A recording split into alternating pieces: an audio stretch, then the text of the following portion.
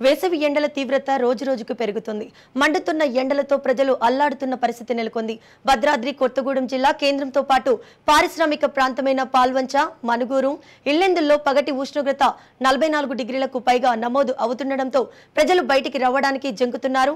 ఉదయం నుంచి ఎండ తీవ్రత ప్రారంభం కావడం, మధ్యాహ్న సమయంలో ఎండలు మరింత పెరగడంతో ప్రధాన రహదారులన్నీ నిర్మానుష్యంగా మారుతున్నాయి. అత్యవసర పనుల కోసమే ప్రజలు బయటకు వస్తున్న పరిస్థితి నెలకొంది. ఏప్రిల్లోనే ఎండ తీవ్రంగా ఉండడంతో మే నెలలో ఎండలు ఎలా ఉంటాయనేది ప్రజలు ఆందోళన చెందుతున్న పరిస్థితి భద్రాద్రిలో నెలకొంది. ఈ విషయాలపై మరింత సమాచారం మా ప్రతినిధి నవీన్ అందిస్తారు.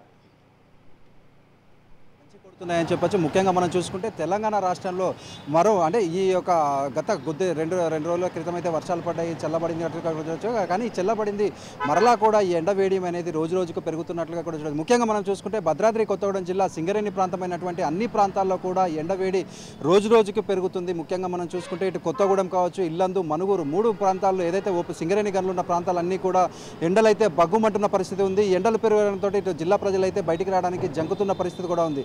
మనం చూసుకుంటే ఈ జిల్లా కేంద్రమైనటువంటి కొత్తగూడెంలో సింగరేణి ఏరియాలు అధికంగా ఉండడం, అదేవిధంగా ఇక్కడ ఉన్నటువంటి అనేక ప్రాంతాల్లో కూడా అధిక ఉష్ణోగ్రతలు నమోదవుతున్నాయి. ముఖ్యంగా మనం చూసుకుంటే భద్రాద్రి కొత్తగూడెం జిల్లా మనుగూరు ప్రాంతాల్లో అధికంగా అయితే ఉష్ణోగ్రతలు నమోదవుతున్నట్లుగా కూడా మనం చూడవచ్చు. గత 3 రోజుల నుంచి కూడా ఈ ఉష్ణోగ్రతలు అధికంగా ఉన్నాయి. అదేవిధంగా రానున్న రోజుల్లో ఈ ఉష్ణోగ్రతలు మరింత పెరిగే అవకాశం ఉందన్నట్టు ఇటు వాతావరణ శాఖ కావచ్చు, లేకపోతే జిల్లాధికారులు చెప్తున్న పరిస్థితి కూడా ఉంది. ముఖ్యంగా మనం చూసుకుంటే ఇటు ఎండల తీవ్రత అధికంగా ఉండటంతో ఇటు జిల్లా ప్రజలైతే అందరూ కూడా తగు జాగ్రత్తలు తీసుకోవాలంటూ కూడా ఇటు డాక్టర్స్ కావచ్చు, లేకపోతే ఇటు జిల్లా అధికారులు, అదేవిధంగా దీనికి సంబంధించినటువంటి వారందరూ చెప్తున్న పరిస్థితి కూడా ఉంది.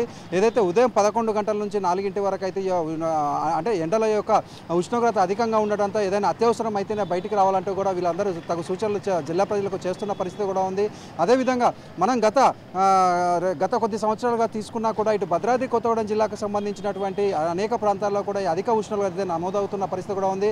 ఈరోజు ఏదైతే ఖమ్మం జిల్లాతో పాటు 5 జిల్లాలలో ఎల్లో అలర్ట్ జారీ చేసిన జిల్లాలలో ముఖ్యంగా మన భద్రాద్రి కొత్తగూడెం జిల్లా కూడా ఉండటంతో ఇటు జిల్లా ప్రజలందరూ కూడా ఈ ఎండలకు భయపడుతున్న పరిస్థితి కూడా ఉంది. ఏదైతే గత 3 రోజుల క్రితం కురిసినటువంటి వర్షాలకు కొంచెం చల్లబడిందని అందరూ కూడా ఊపిరి తీసుకునే సమయంలో ఇప్పుడు ఏప్రిల్ చివరి వారం వస్తున్న నేపథ్యంలో ఇటు ఎండలు అయితే విపరీతంగా పెరుగుతున్న పరిస్థితి కూడా ఉంది. ముఖ్యంగా మనం చూసుకుంటే వచ్చే మే నెలలో అయితే ఎండల తీవ్రత ఇంకా మరింతగా పెరిగే అవకాశం ఉన్నట్లుగా కూడా వీరు చెప్తున్న పరిస్థితి కూడా ఉంది. దీంతో జిల్లా ప్రజలందరూ కూడా జంకుతున్న పరిస్థితి ఉంది. ముఖ్యంగా మనం చూసుకుంటే అనధికారికంగానే 45 నుంచి 46 డిగ్రీల సెంటీగ్రేడ్ వరకు కూడా ఈ ఉష్ణోగ్రతలు అయితే నమోదవుతున్న పరిస్థితి కూడా ఉంది.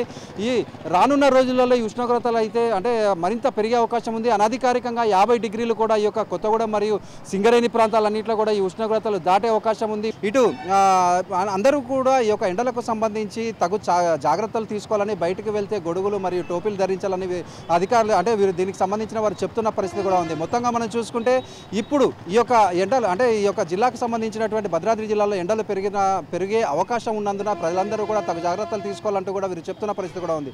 కెమెరామెన్ ఆనంద్తో నవీన్, రాజ్ న్యూస్, భద్రాద్రి జిల్లా.